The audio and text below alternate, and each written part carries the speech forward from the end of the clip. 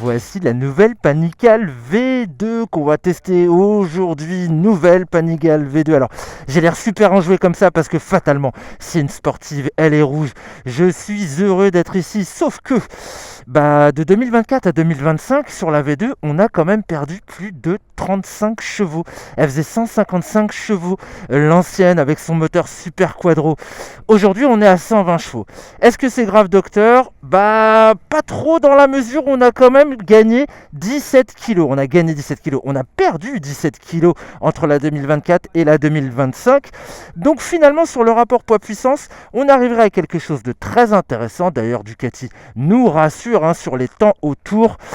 Finalement, avec la nouvelle V2, on roulerait quasiment pareil dans le même millième de seconde qu'avec l'ancienne, alors que tout a changé. Machine légère, je vous l'ai dit, toujours bâtie autour de son cadre monocoque en aluminium. Le moteur est un élément porteur, bien évidemment. Aujourd'hui, ce bloc-là, ce twin en L ouvert à 90 degrés, il fait 120 chevaux, on l'a dit, 890 cm3. Et alors, si on a perdu la Super Sport, finalement, sur cette V2, on retrouve une position de conduite, j'ai envie de dire, gentille, avec des demi-guidons qui sont mis au niveau du pontet. Là, on a une version Racing, on peut encore les descendre, mais sur la version originale que je vais essayer, vous allez voir, on est sur du standard, on a les demi-guidons qui sont dans le prolongement du T supérieur. Allez, on va aller la voir. Au fait, je ne sais pas d'où on est. On est à Séville, les copains, mais on n'est pas à Monteblanco. On est sur le nouveau circuit qui se trouve à la sortie de Séville, justement, et c'est le premier événement qui a lieu ici pour cette nouvelle Panigale V2. Elles sont toutes là. Et on va prendre laquelle ? On va prendre une rouge, les copains. Allez, on va aller se mettre en piste. Et je vais vous faire un petit tour de piste seulement pour mon commentaire embarqué. On se retrouvera après pour une petite série de détails techniques. On fera le tour de la bécane avant de finir en plateau pour débriefer, of course. Donc elle est là, ça c'est ma moto. Les copains, hop, on est en race. Je vais me rajouter un petit peu de traction control. Allez, c'est parti les petits copains. On va y aller piano, parce que qui va piano va sano, dit-on du côté de Borgo Panigale. Et je voudrais parler en même temps sur ce tour. Non, vous voyez pas grand chose parce que la qualité du micro elle est pas terrible. Du coup, je vous la fais en voix off sur ce premier virage où on entre, virage assez régulier. On apprécie la stabilité du châssis quand on est plein angle. Et là, on ressort en 2, 3, on est vraiment sur l'accélération. On va solliciter ce nouveau V-twin. Ici, on arrive sur un point, hop là, il va falloir basculer, mais basculer assez facilement. Passage très intéressant puisque là, on est en descente, encore sur la décélération, avant d'attaquer ce virage droite très serré qui va nous emmener vers une sorte d'Arrabbiata pour ceux qui connaissent le Mugello, le double droit. Alors là, on voit pas grand chose, mais on s'y jette finalement avec confiance parce qu'on peut corriger assez facilement les trajectoires. On vient mourir à gauche pour mieux piquer à droite. Et là, voilà, on accélère pleine charge. On passe un rapport facilement avec le shifter pour pousser à fond la mécanique. On exploite là le nouveau moteur. Bon, on passe pas la 6e sur ce circuit, mais on arrive quand même en bout de 5. Et là, on a un gros freinage. Ça s'enfonce quand même pas mal de l'avant, mais on peut garder du frein. Ça, c'est intéressant. Ça s'enfonce parce que c'est quand même soft, même en Hollins. On sent que Ducati a voulu choisir un compromis entre sportivité et confort. Là, pareil dans les enchaînements, c'est assez facile. C'est deux virages qui se ressemblent assez pour un passage en stabilité avec de la régularité, très facile à placer. On a une bonne vision également. Et là, on arrive maintenant vers la fin du circuit pour la partie technique. Alors là, j'ai beaucoup apprécié pouvoir justement bouger autour du réservoir assez facilement finalement. Là, on sent la légèreté de la machine, qui a un très bon train avant, très facile à placer. L'arrière suit sans problème, les assistances veillent. Et là, sincèrement, je fatigue pas plus que ça parce que je peux bouger très facilement sur mes appuis. Double droite avant de reprendre la ligne droite justement. On aime bien la connectivité, la poignée d'accélération. Il a de la présence ce moteur à mi-régime, c'est super chouette. Et puis là, dans la ligne droite, moi ce que j'adore, c'est la protection conférée par la bulle. Bulle bien galbée, je trouve. De série, c'est vraiment cool. Et on repasse sur le premier virage. Pareil, on rentre avec du frein, facile à placer. On réaccélère. Allez, c'est cool. Moi, je vais continuer mes petits tours de piste et puis je vais vous retrouver pour la petite partie technique maintenant. Allez, on est parti pour cette petite partie technique sur cette nouvelle V2 Panigale. Bon, là, on a les performances. Celles-ci, elles sont un petit peu accessoirisées. C'est celle de nos ouvreurs. Moi, je voulais revenir sur le modèle standard pour vous parler de ce moteur. Donc, on est sur le 890 cm3. L'ancienne Super Quadro, elle, c'était 955 cm3. Donc, on est quand même pas mal descendu en cylindrée. Caractéristique de ce moteur, c'est qu'il est équipé d'une distribution variable. Ce qui fait, du coup, qu'il est quand même hyper sympa sur les mi-régimes.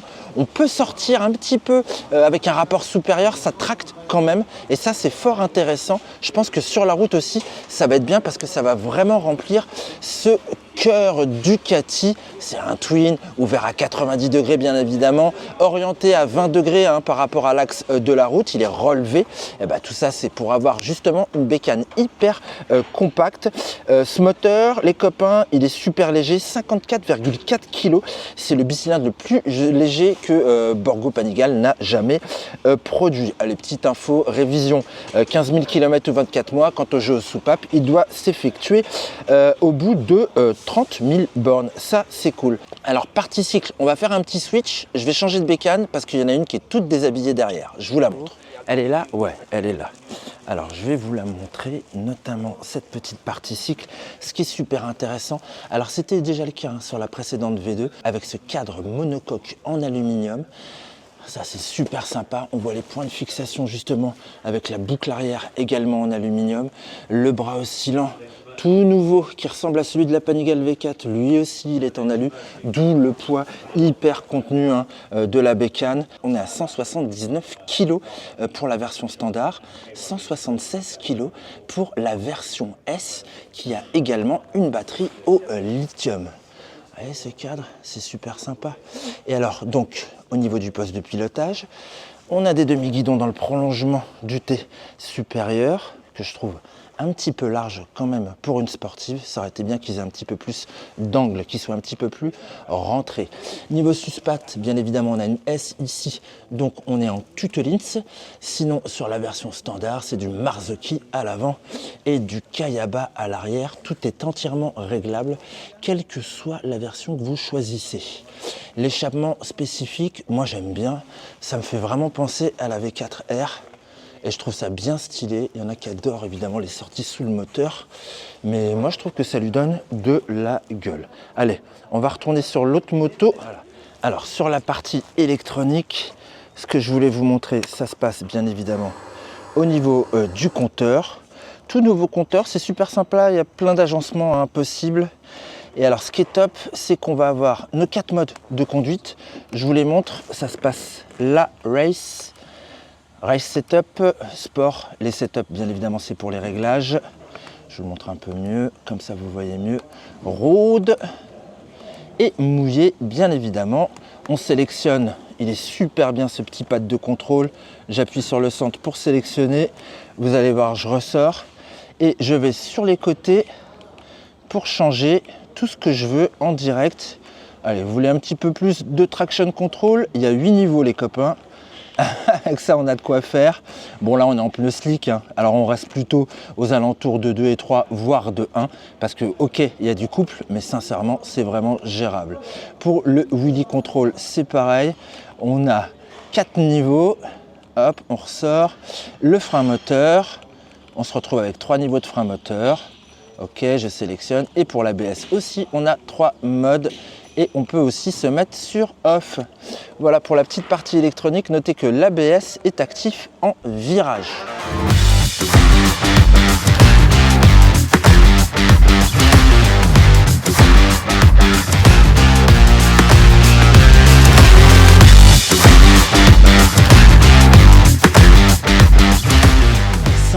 petit coup de moto. Ce circuit de Séville, franchement, il est exceptionnel. Ça change, hein, c'est tout nouveau. On est les premiers à l'essayer et essayer cette belle ragazza ici. C'était vraiment une belle émotion. Alors, une belle émotion. Cette Panigale est une Panigale de débutant. D'ailleurs, on peut la brider à 35 kW pour les A2. C'est pas comme la précédente de 155 chevaux qui était certes un petit peu plus dure, un petit peu plus exigeante, mais finalement, quand on avait un petit peu d'expérience, c'était sympa d'aller taper dans les 155 chevaux. Là, ce qu'on va voir tout de suite, c'est finalement un petit manque d'allonge quelque part. Et encore, ils ont bien choisi leur endroit, hein, Ducati, parce qu'on passe pas la 6e ici, on reste en 5. Mais on sent qu'en haut, bah voilà, ça plafonne, on arrête vite au rupteur, il n'y a pas trop de sensations, justement. En revanche, ce qui est très agréable, c'est la présence mécanique sur les mi-régimes, ce qui permet de vraiment, quand on garde du gaz, de bien sortir des courbes. Et on sort bien des courbes parce qu'elle est hyper légère. 176 kg hein, pour la version S qu'on avait, c'est 179 pour la version standard, avec une géométrie qui est vraiment faite pour tourner facilement. Moi, j'ai adoré bouger sur la machine. Je trouve qu'elle est très bien travaillée, notamment au niveau du réservoir. En revanche, je me trouve un petit peu grand. Ce truc-là, je l'ai eu dans le coccyx à peu près toute la journée. C'était fort désagréable et j'aurais voulu pouvoir me reculer un petit peu plus. Je fais 1m83, c'est peut-être ça la limite. Mais je trouve que c'est quand même un bel ensemble. Niveau suspension, niveau freinage aussi, ça freine super fort. Et puis, oui, c'est une moto légère. Donc du coup, on va freiner également plus facilement. C'est vraiment la bonne école pour apprendre les trajectoires, pour se faire plaisir sans se faire peur. C'est un bon step. Finalement, c'est un bon intermédiaire entre une Super Sport 950 et une V2 de 2024. Quelque part, moi, du coup, je suis un petit peu déçu, mais peut-être que pour le client, avoir finalement une position de conduite, un confort comparable à la Super Sport, mais garder quand même un caractère sportif à la Panigale V2 de 2024, voilà, c'est ça. La vie est une histoire de compromis et cette bécane, finalement, sur le compromis, elle pourra plaire, je pense, à plus de gens que l'ancienne Panigale V2 ou que celle qui a disparu du catalogue, la Super Sport 950. Bon, vous emballez pas, ça a l'air super bien. On va maintenant parler prix, parce que parler prix, ça fait mal. On est à 16 490 balles pour la version de base, sauf que nous, on a roulé celle à 18 990 €. Il y a juste les suspensions qui changent, la batterie aussi qui est un petit peu plus légère, et vous avez le pit limiter et le départ arrêté, le launch control, comme on dit, voilà, en plus sur la version S. Je trouve ça vraiment cher. Pourquoi? Parce qu'en face, 8,90, on va avoir une R9 cette année qui elle aussi cube 890 cm3 avec une architecture moteur différente, le 3 cylindres en ligne face au bicylindre en V.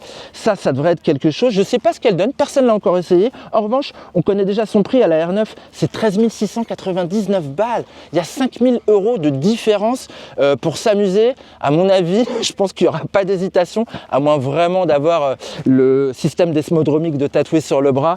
Là, va falloir vraiment être intelligent, les gars. Moi, j'ai noté également aussi, parce que j'ai envie d'en parler, je les aime bien, mes petites japonaises 4 cylindres du segment 600. Ouais, pourquoi? Parce qu'elles font quasiment la même puissance. Elles sont dans les 120 chevaux. Elles ont un petit peu moins de couple, ça c'est sûr. En revanche, elles sont vraiment moins chères, puisqu'on est à 11 599 sur la ZX6R chez Kawa, et on est à 11 699 sur la Honda CBR 600 RR. Bon, j'avais envie de mettre aussi une Aprilia RS 660 dans les concurrentes, mais je pense que en 760, la RS, là, elle sera vraiment concurrente. Pourquoi? Parce que la 660 fait 100 chevaux. Et peut-être que si Aprilia arrive à travailler sur les performances de son bicylindre parallèle, on pourra arriver à une belle catégorie qui s'annonce. C'est incroyable. Les sportives min-size, aujourd'hui, elles sont en train de changer. Et sincèrement, ça fait plaisir. Voilà, c'est chouette. Bon, j'espère vous avoir apporté toutes les infos dont vous aviez besoin sur cet essai premier contact de la Panigale V2 2025. N'oubliez pas de vous abonner, la petite cloche là, on appuie sur le bouton, il est là. Non, il doit être par là. Enfin bref, il est dans le coin quoi. Je vous dis à une prochaine pour une prochaine vidéo. Ciao, bye.